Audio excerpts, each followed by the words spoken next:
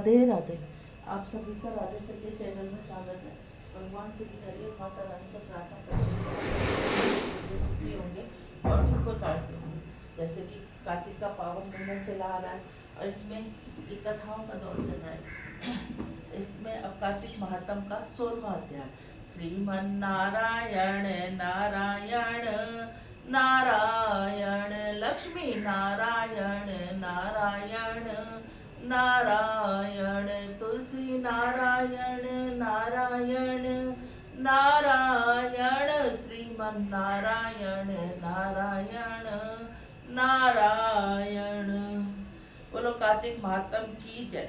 इतनी कथा सुनाने के पश्चात नारद जी ने कहा, हे राजा प्रतु, अब मैं आपको भगवान के मंदिर में दीपदान करना, झाड़ू लगाने का महात्म सुनाता हूँ। अत्यंत प्राचीन बात है। चंद्रवंश में जयध्वज नाम का एक अत्यंत प्रतापी प्रभु भक्त राजा राज्य करता था। प्रतिदिन भगवान के मंदिर में जाकर स्वयं झाड़ू लगाता, दीप जलाया करता।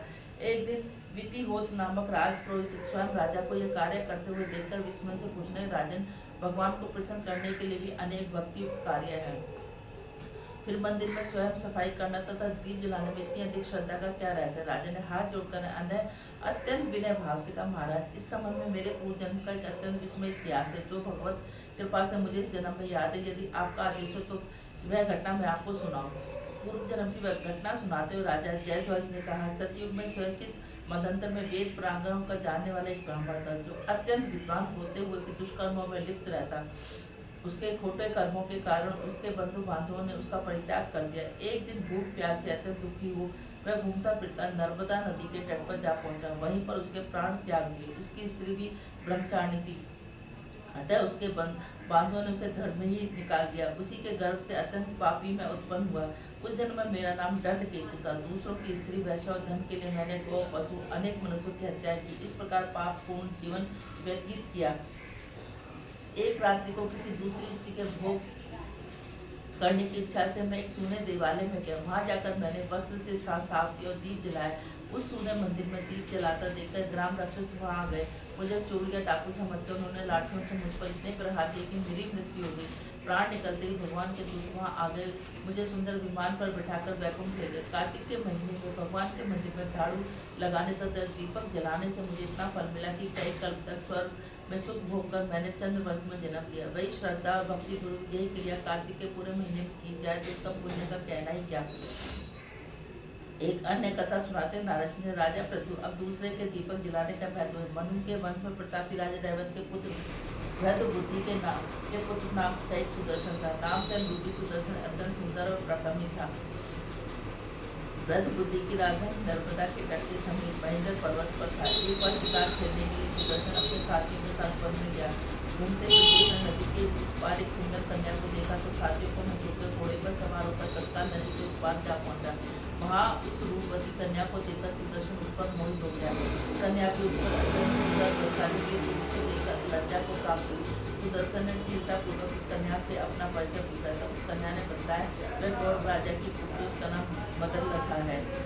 अपनी सखियों के साथ क्रीड़ा करने के लिए वह यहाँ पर आई। इसके बाद स्थिरता पूर्वक दोनों ने गर्भवती से वहीं पर अपना विवाह कर लिया। कुछ समय तक कुछ नर्मदा नदी के तट पर विहार करते रहे। फिर अपने घर आकर वे दोनों श्रद्धापूर्वक आनंद पूर्वक रहने लगे।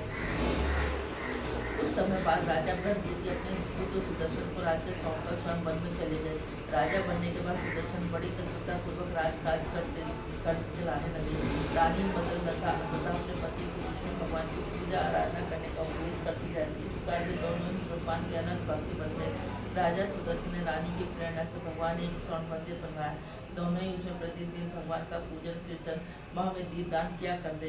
एक दिन रानी मंदिर में दीप जला रही थी। उसी समय राजा का बुलाया, परंतु दीपक जलाकर आने में रानी को देर लग गई। इस पर राजा सुदर्शन ने क्रोधावश में आकर रानी से कहा, तुम तो कहती हो पति की स्त्री देवता होता, फिर दीपदान में इतनी देर लगाकर तुम्हें मेरा अनादर क्यों किया? यदि देरी का कोई और शुभ कारण है तो बताओ। तब सती साध्वी मतलसा अपने स्नेहपूर्वक वचनों से कहा, महाराजा, मैं दीपदान का महत्व आपको बताती हूँ, आप ध्यानपूर्वक मेरे वचनों को सुनिए।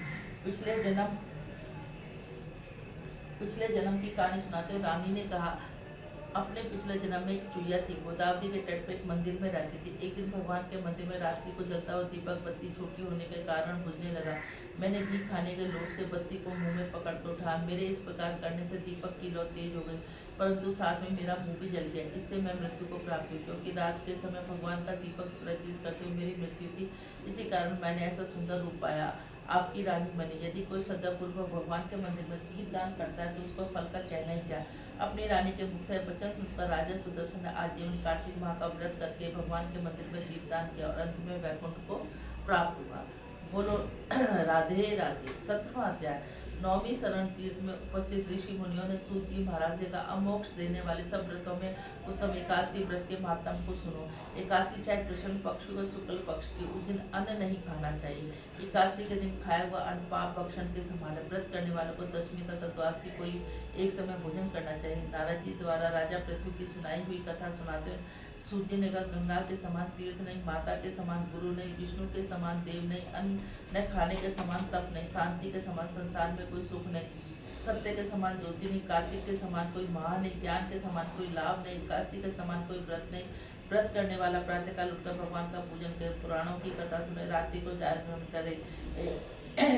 नर्मदा नदी के तट पर गालव ऋषि का शांत शोभा युक्त मनोरम आश्रम था। उसका पुत्र भद्रशील भगवान विष्णु का परम भक्त था। भद्रशील अपने साथियों के साथ भगवान की मूर्ति बनाकर पूजन करता, साथ में उनसे उपदेश दिया करता। इस तरह भगवान का पूजन करते हुए 81 का व्रत रखे। उपदेश सुनकर बालक भी ऐसा ही किया करता। अपने पुत्र का चरित्र देखकर गालव ऋषि ने एक बार से पूछा, भद्रशील तुम हर समय भगवान विष्णु की पूजा अर्चना में लगे रहते हो, यह उपदेश तुमको किसने दिया। यह सुनकर भद्रशील बोला, पिताजी मैं पूर्व जन्म का वृतांत सुनाता हूँ। पिछले जन्म में मैं चंद्रवर्ष के धर्म कीर्ति नामक राज्य था। दत्त जी ने मेरी शिक्षा दीक्षा ग्रहण की, साथ ही 1000 वर्ष तक राज्य किया। अपने उस राज्य से मैंने धर्म पुण्य के अनेक कार्य किए, परंतु बाद में बुरी संगति में फंसकर मैंने वेद मार्ग छोड़ दिया, पाखंड मार्ग पर चल पड़ा। मेरे दुराचारों को देखकर प्रजा भी पाप कर्म करने लगी। इस तरह धर्मशास्त्र के कथा अनुसार प्रजा के पाप का छठा भाग भी मुझको मिलने लगा। एक दिन शिकार खेलने के लिए वन में गया। दिन भर भूखा प्यासा रहा, खाने पीने को कुछ नहीं मिला। जंगल में भटक जाने के कारण